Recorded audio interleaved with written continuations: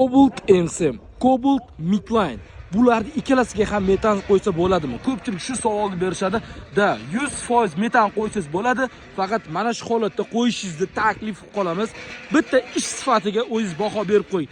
Reduktorlarda joylashtirishimizga ahamiyat berasizlar. Moy, ya'ni shubda olganda ham hech qanday muammo qilmaydi. Montajlar zavodskoy holatda bo'ldi.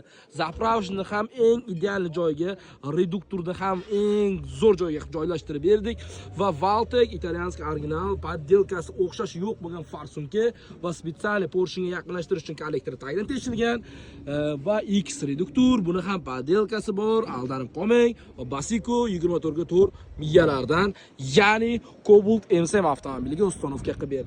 Midline ga ham xuddi shu holatda ustanovka jarayoni ketmoqda. Orqa tomoni barchasida bir xil bo'ladi, ya'ni 90 talik qo'ysangiz bo'ladi, 80 talik qo'ysangiz bo'ladi. Asosan probeg zo'r bo'lsin deydigan bo'lsangiz, albatta 90 talik qo'yishingizni taklif qilamiz.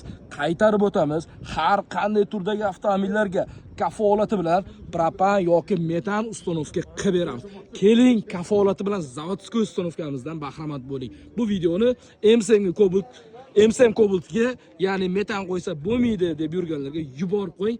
Biz ish sifatiga garantiya beramiz.